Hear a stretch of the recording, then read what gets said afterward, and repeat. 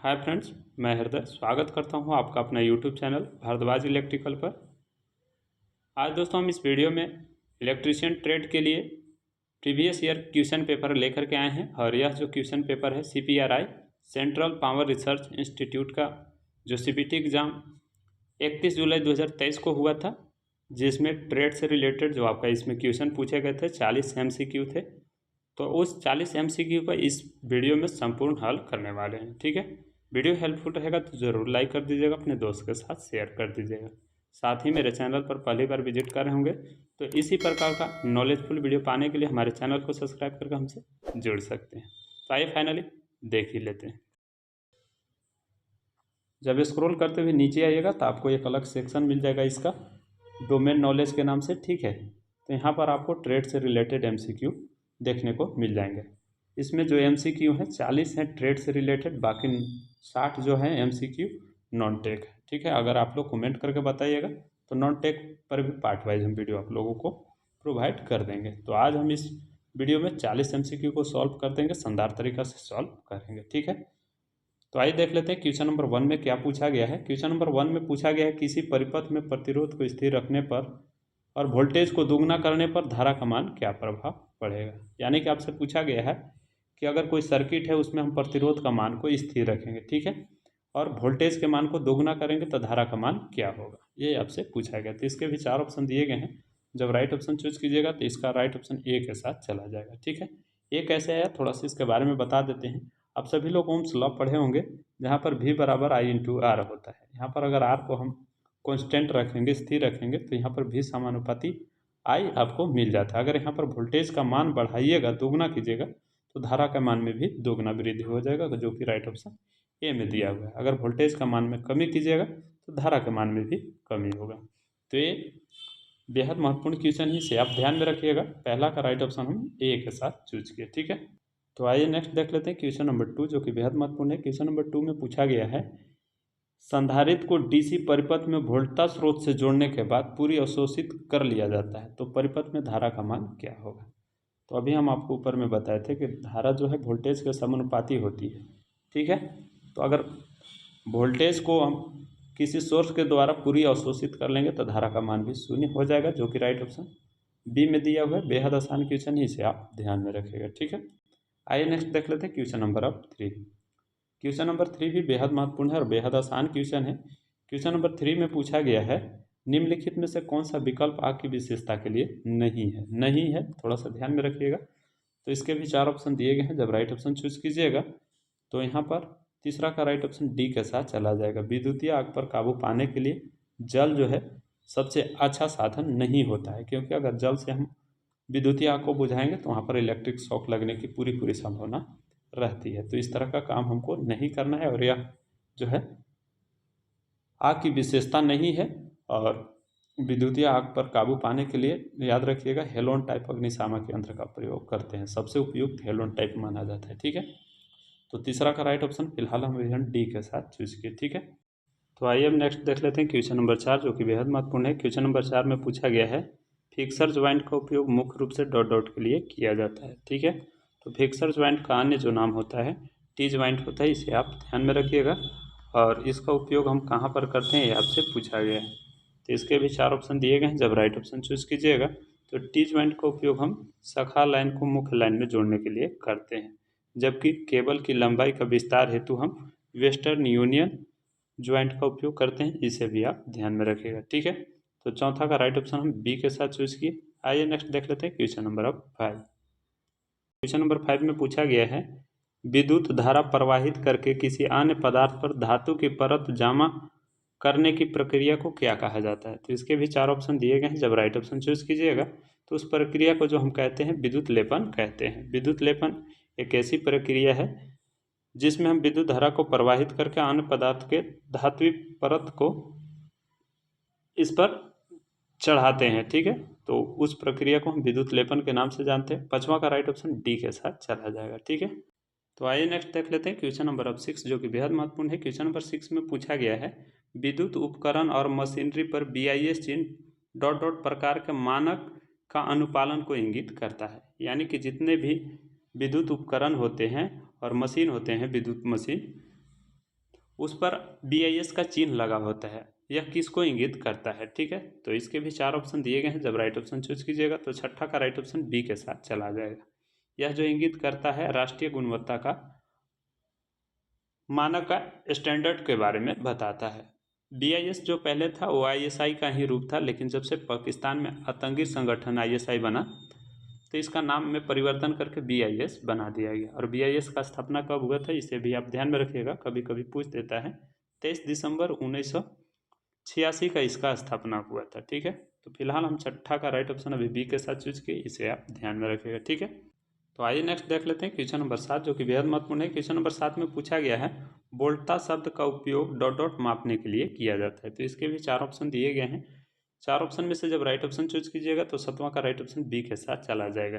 EMF को मापने के लिए हम वोल्टा शब्द का प्रयोग करते हैं, जबकि विद्युत आवेश को मापने के लिए कूलाम शब्द का प्रयोग करेंगे, शक्ति को मापने के लिए वाट शब्द का प्रयोग करेंगे और प्रतिरोध का मापने के लिए ओम का प्रयोग करेंगे। तो ये सब महत्वपूर्ण पॉइंट है, इसे आप ध्यान में रखिएगा। 7वां का राइट ऑप्शन अभी हम बी के साथ चूज किए। आइए नेक्स्ट देख लेते हैं क्वेश्चन नंबर 8।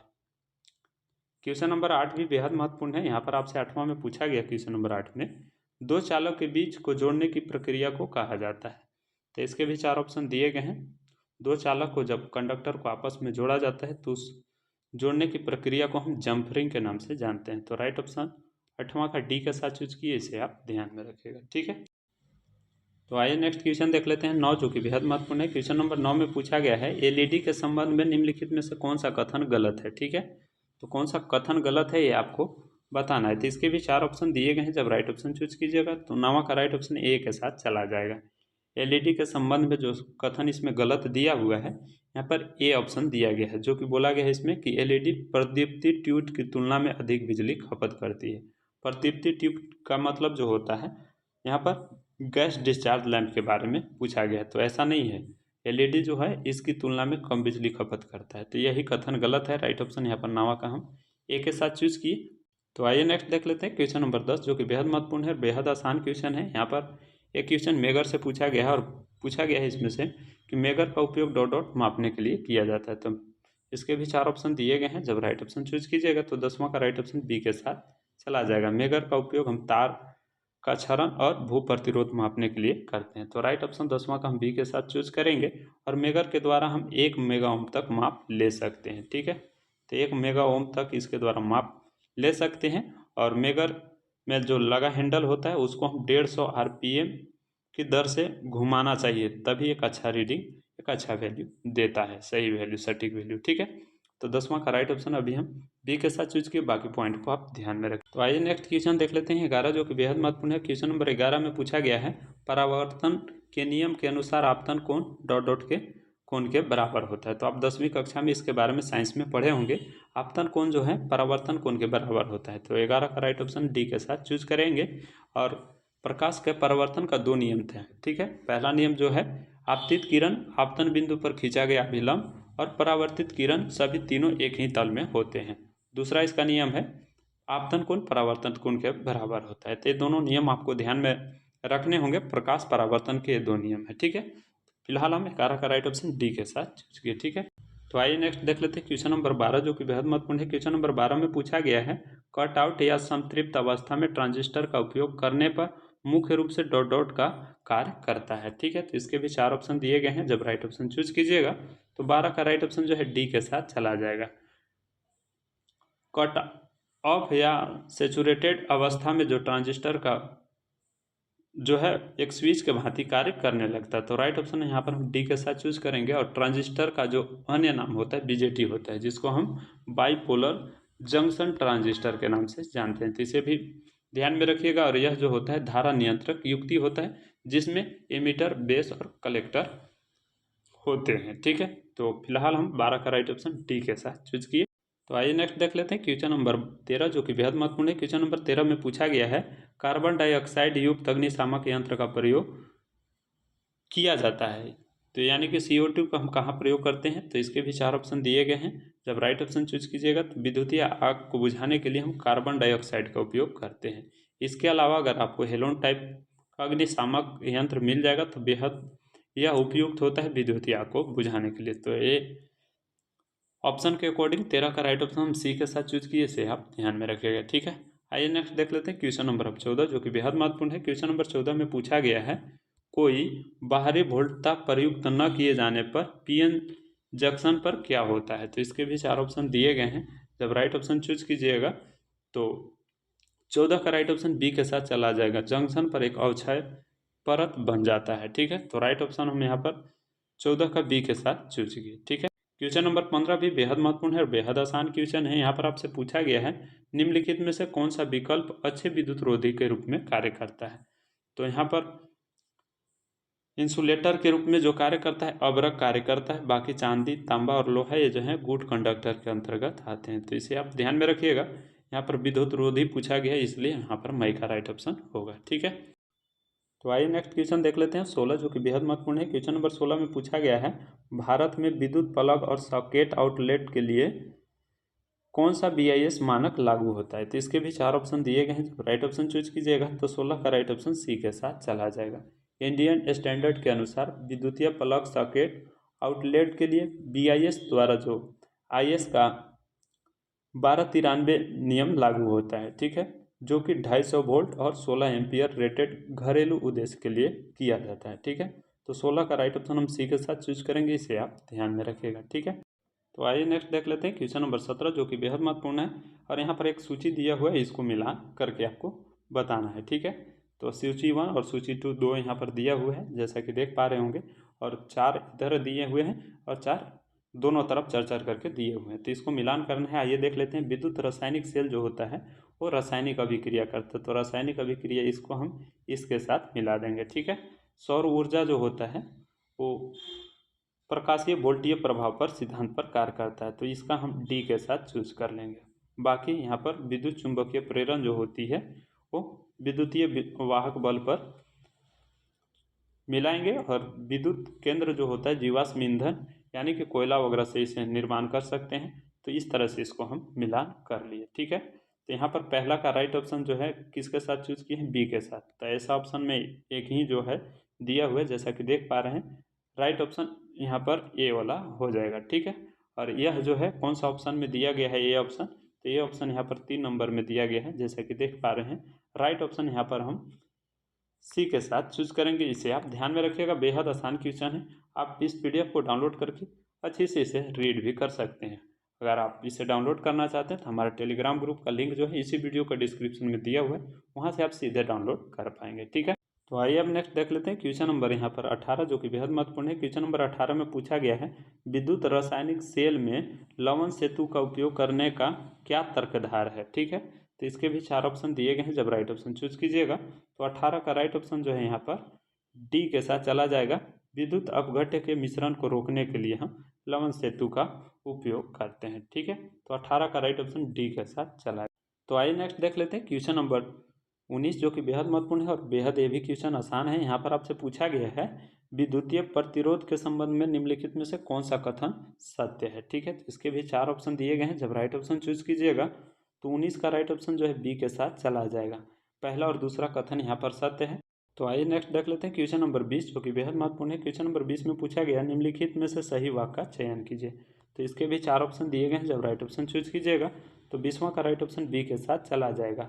भूमिगत विद्युत केबल प्रणाली में बहुत उच्च सुरक्षा कारक शामिल होता है, तो 20वां का राइट ऑप्शन बी के साथ चूज किए। आइए नेक्स्ट देख लेते हैं क्वेश्चन नंबर 21। क्वेश्चन नंबर 21 यहाँ पर अर्थिंग से क्वेश्चन पूछा गया है। आपसे पूछा गया है कि विद्युत प्रणाली में भूसंपर्कन का मुख्य उद्देश्य डॉट डॉट होता है। तो अर्थिंग का उपयोग हम किस लिए करते हैं, तो आप सभी लोग जानते हैं। इसके 4 ऑप्शन में से जब राइट ऑप्शन चूज कीजिएगा तो 21 का राइट ऑप्शन बी के साथ चला जाएगा। विद्युत दोष से बचाने और सुरक्षा को सुनिश्चित करने के लिए हम अर्थिंग करते हैं। तो राइट ऑप्शन यहाँ पर हम 21 का राइट ऑप्शन बी के साथ चूज किए, इसे आप ध्यान में रखें। बेहद आसान सारे क्वेश्चन है इसमें। तो आइए हम नेक्स्ट क्वेश्चन देख लेते हैं 22, जो कि बेहद महत्वपूर्ण है। क्वेश्चन नंबर 22 में पूछा गया है, ओम्स लॉ का नियम के संबंध में निम्नलिखित में से कौन सा व्यंजक सही है। तो हम जानते हैं कि ओम्स लॉ से जो हमें व्यंजक मिलता है V बराबर I इंटू आर। V को ही E से डिनोट करते हैं EMF। ठीक है, तो V बराबर कहिए या E बराबर कहिए I इंटू आर होता है, जो कि ये ऑप्शन में। बाकी ये 3 ऑप्शन गलत हो जाएंगे, इसे आप ध्यान में रखिएगा। बेहद आसान क्वेश्चन है। ठीक है, तो आइए नेक्स्ट देख लेते हैं क्वेश्चन नंबर 23, जो कि बेहद महत्वपूर्ण है। क्वेश्चन नंबर 23 में पूछा गया है विद्युत तार को बिछाते समय निम्नलिखित में से किस उपकरण का उपयोग किया जाता है। तो इसके भी 4 ऑप्शन दिए गए हैं। जब राइट ऑप्शन चूज कीजिएगा तो 23 का राइट ऑप्शन जो है बी के साथ चला जाएगा। 1 और 3 विधि का उपयोग करते हैं। केबल ड्रम के द्वारा हम केबल को बिछा लेते हैं, और इसके अलावा जो एंगल रोलर होता है इसके द्वारा तार को बिछाते हैं। बाकी मल्टीमीटर के द्वारा तार को हम नहीं बिछा सकते हैं, रिंच के द्वारा नहीं बिछा सकते हैं। मल्टीमीटर का कहाँ प्रयोग करते हैं, अगर आप जानते होंगे तो बताइएगा। हालांकि रिंच का उपयोग हम किसी नट बोल्ट को खोलने के लिए और कसने के लिए उपयोग करते हैं। ठीक है, तो मल्टीमीटर का उपयोग कहाँ करते हैं आप ज़रूर इसी वीडियो के कमेंट बॉक्स में बताइएगा। फिलहाल हम 23 का राइट ऑप्शन बी के साथ चूज किए। आइए नेक्स्ट देख लेते हैं क्वेश्चन नंबर 24। यहाँ पर आपसे 24 में पूछा गया है ऊर्जा के पारंपरिक स्रोत आमतौर पर डॉट डॉट होते हैं। तो इसके भी 4 ऑप्शन दिए गए हैं। जब राइट ऑप्शन चूज कीजिएगा तो यहाँ पर 24 का राइट ऑप्शन डी के साथ चला जाएगा। यह क्षयशील होते हैं। थोड़ा सा ध्यान में रखिएगा, परंपरागत स्रोत के अंतर्गत क्या क्या आते हैं इसको भी आप ध्यान में रखिएगा। कोयला, पेट्रोलियम, प्राकृतिक गैस, ये सभी जो हैं परंपरागत स्रोत के अंतर्गत आते हैं, और इसका उपयोग से वायु का प्रदूषण होता है, इसलिए क्षयशील के अंतर्गत आते हैं। तो राइट ऑप्शन 24 का हम डी के साथ चूज किए। ठीक है, तो आइए नेक्स्ट देख लेते हैं क्वेश्चन नंबर 25, जो कि बेहद महत्वपूर्ण है। क्वेश्चन नंबर 25 में पूछा गया है इलेक्ट्रिसिटी शब्द का उत्पत्ति का संबंध निम्नलिखित में से कौन सा कथन सत्य नहीं है। यानी कि इलेक्ट्रिसिटी शब्द का उत्पत्ति का संबंध में से कौन सा कथन गलत है, ये आपको बताना है। तो कौन सा कथन गलत है, तो इसके भी 4 ऑप्शन दिए गए हैं। जब राइट ऑप्शन चूज कीजिएगा तो राइट ऑप्शन डी के साथ चला जाएगा। जो ऑप्शन ए में जो कथन दिया हुआ है यह गलत है। इलेक्ट्रिसिटी शब्द का उत्पत्ति लैटिन शब्द से नहीं हुआ है, जो कि यह कथन गलत है। तो राइट ऑप्शन यहाँ पर हम अभी डी के साथ चूज करेंगे, जो कि केवल ए ऑप्शन वाला हो जाएगा। ठीक है, तो आइए नेक्स्ट क्वेश्चन देख लेते हैं 26, जो कि बेहद महत्वपूर्ण है। क्वेश्चन नंबर 26 में पूछा गया है एक परिवर्ती चुंबकीय क्षेत्र के निकट चालक में विद्युत धारा प्रवाहित किया जाता है तो वह प्रेरित होता है। इस परिघटना को किस नाम से हम जानते हैं। तो इसके भी 4 ऑप्शन दिए गए हैं। जब राइट ऑप्शन चूज कीजिएगा तो 26 का राइट ऑप्शन जो है बी के साथ चला जाएगा। इस परिघटना को हम विद्युत चुंबकीय प्रेरण यानी कि इलेक्ट्रोमैग्नेटिक इंडक्शन बोल सकते हैं इसको। राइट ऑप्शन यहाँ पर 26 का बी के साथ चूज किए। बेहद आसान क्वेश्चन है, इसे आप ध्यान में रखिएगा। ठीक है, तो आइए नेक्स्ट क्वेश्चन देख लेते हैं 27, जो कि बेहद महत्वपूर्ण है। यह क्वेश्चन जो है किरचॉफ लॉ से संबंधित है। क्वेश्चन नंबर 27 में पूछा गया है किरचॉफ के वोल्टेज नियम के अनुसार एक समानांतर परिपथ में प्रत्येक शाखा पर विभवांतर का मान समान होता है। तो राइट ऑप्शन ए के साथ ही चला जाएगा। यह दूसरा नियम बतलाता है। दूसरा नियम जो है ऊर्जा संरक्षण के सिद्धांत पर कार्य करता है, जबकि पहला नियम में धारा का मान, आने वाली धारा और जाने वाली धारा का मान बराबर होता है। ठीक है, तो इसे आप ध्यान में रखिएगा। पहला नियम जो होता है आवेश संरक्षण के सिद्धांत पर होता है, जबकि दूसरा नियम जो है ऊर्जा संरक्षण के सिद्धांत पर कार्य करता है। यह वोल्टेज के लिए लागू होता है या करंट के लिए लागू होता है। तो दोनों नियम बेहद महत्वपूर्ण है। 27 का राइट ऑप्शन फिलहाल हम ए के साथ चूज किए। आइए नेक्स्ट देख लेते हैं क्वेश्चन नंबर 28। क्वेश्चन नंबर 28 भी बेहद महत्वपूर्ण है। यहाँ पर आपसे पूछा गया 28 में निम्नलिखित में से कौन सा विकल्प परिवहन के प्रयुक्त ऊर्जा गैर पारंपरिक स्रोत के अंतर्गत आते हैं। तो अभी हम आपको ऊपर में ही बताए थे डीजल, पेट्रोल और प्राकृतिक गैस ये पारंपरिक स्रोत के अंतर्गत आते हैं, जबकि गैर पारंपरिक स्रोत के अंतर्गत बायोएथेनॉल आता है। तो राइट ऑप्शन हम 28 का सी के साथ चूज किए। ठीक है, तो आइए नेक्स्ट देख लेते हैं क्वेश्चन नंबर 29, जो कि बेहद महत्वपूर्ण है। बेहद ये भी क्वेश्चन आसान है। ठीक है, 29 में पूछा गया है एलटी वितरण में डॉट डॉट प्रकार के केबल का उपयोग किया जाता है। तो इसके भी 4 ऑप्शन दिए गए हैं। जब राइट ऑप्शन चूज कीजिएगा तो 29 का राइट ऑप्शन बी के साथ चला जाएगा। पीवीसी का प्रयोग किया जाता है एलटी वितरण के लिए। अधिकतम इसको हम 11 kVA तक यूज कर सकते हैं। ठीक है, पीवीसी केबल का। और एक्सएलपी का पूरा नाम क्या होता है, इसके बारे में कई बार एग्जाम में पूछा गया है, तो इसे भी आप ध्यान में रखिएगा। एक्सएलपी का जो फुल फॉर्म होता है क्रॉस लिंक्ड पॉलीएथेनिल केबल होता है। ठीक है, तो इसे भी आप ध्यान में रखिएगा इस फुल फॉर्म को। 29 का राइट ऑप्शन हम बी के साथ चूज किए। तो आइए नेक्स्ट देख लेते हैं क्वेश्चन नंबर 30, जो कि बेहद महत्वपूर्ण है। क्वेश्चन नंबर 30 में पूछा गया है धारा का प्रवाह बढ़ाने पर तार में पारित चुंबकीय क्षेत्र का सामर्थ्य में क्या परिवर्तन होता है। तो इसके भी 4 ऑप्शन दिए गए हैं। जब राइट ऑप्शन चूज कीजिएगा तो 30 का राइट ऑप्शन डी के साथ चला जाएगा। ठीक है, किसी तार में धारा का प्रवाह बढ़ाने पर उसका चुंबकीय क्षेत्र का सामर्थ्य भी बढ़ता है। ध्यान रखिएगा, 30 का राइट ऑप्शन हम डी के साथ चूज किए। तो आइए नेक्स्ट देख लेते हैं क्वेश्चन नंबर 31, जो कि बेहद महत्वपूर्ण है। क्वेश्चन नंबर 31 में पूछा गया है, निम्नलिखित में से किस उपकरण का उपयोग स्क्रू को खोलने तथा कसने के लिए किया जाता है। तो इसके भी 4 ऑप्शन दिए गए हैं। जब 4 ऑप्शन में से राइट ऑप्शन चूज कीजिएगा तो यहाँ पर 31 का राइट ऑप्शन डी के साथ चला जाएगा। स्क्रू ड्राइवर का प्रयोग हम स्क्रू को खोलने तथा कसने के लिए करते हैं, जबकि रिंच का प्रयोग हम नट बोल्ट को खोलने तथा कसने के लिए करते हैं। टेस्टर का उपयोग हम फेज की उपस्थिति को पता करने के लिए करते हैं। और प्लायर जो होता है प्लास, इसका कई तरह का उपयोग होता है, जैसे कि किसी तार को छीलना, काटना, मोड़ना, यह टूल के द्वारा कई प्रकार के संक्रियाएं की जाती है। तो ये सारे बेहद महत्वपूर्ण टूल्स हैं, इसे आप ध्यान में रखिएगा।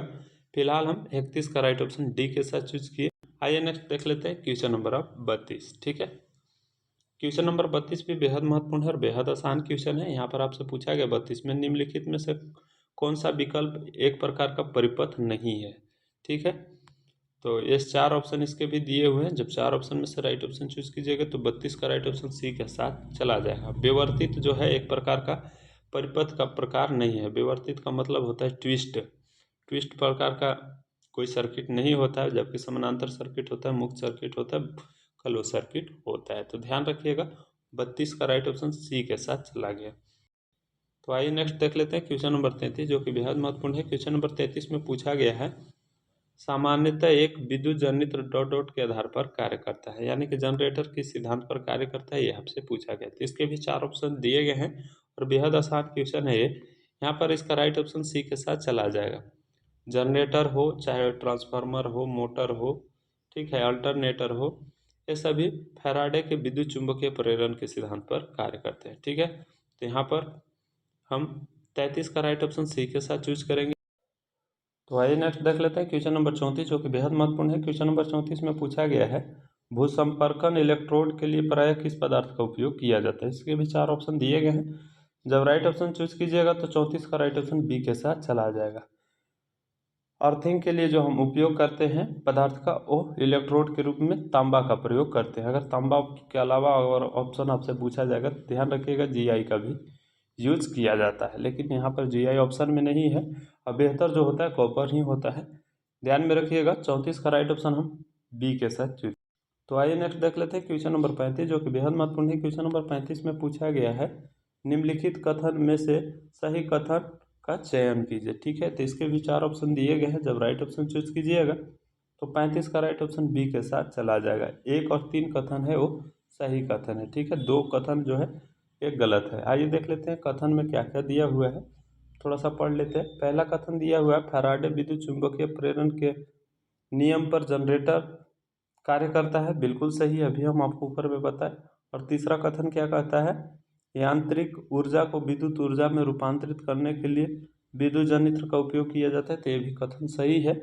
बाकी यहाँ पर दूसरा कथन गलत है। ठीक है, विद्युत ऊर्जा के उत्पादन में विद्युत ऊर्जा को गतिज ऊर्जा में रूपांतरित करना शामिल है। तो ये ऑप्शन गलत है। हालांकि बाकी 1 और 3 कथन सही है, इसलिए इसका राइट ऑप्शन हम बी के साथ चूज करेंगे। इसे आप ध्यान में रखिएगा। ठीक है, आइए नेक्स्ट देख लेते हैं क्वेश्चन नंबर 36, जो कि बेहद महत्वपूर्ण है। क्वेश्चन नंबर 36 में पूछा गया है, निम्नलिखित में से कौन सा संगठन नेशनल इलेक्ट्रिकल कोड को प्रकाशित करता है। तो ध्यान में रखिएगा, बेहद महत्वपूर्ण क्वेश्चन है। नेशनल इलेक्ट्रिकल कोड यानी कि एनएससी का जो प्रकाशित करता है वो national fire protection association. Right option C के साथ चला जाएगा। ध्यान में रखिएगा, 36 का राइट ऑप्शन सी के साथ हम चूज किए। ठीक है, आइए नेक्स्ट देख लेते हैं अब क्वेश्चन नंबर 37, जो कि बेहद महत्वपूर्ण है। क्वेश्चन नंबर 37 में पूछा गया है, निम्नलिखित में से 2 धनात्मक आवेश को परस्पर निकट रखे जाने पर एक दूसरे को क्या करेंगे।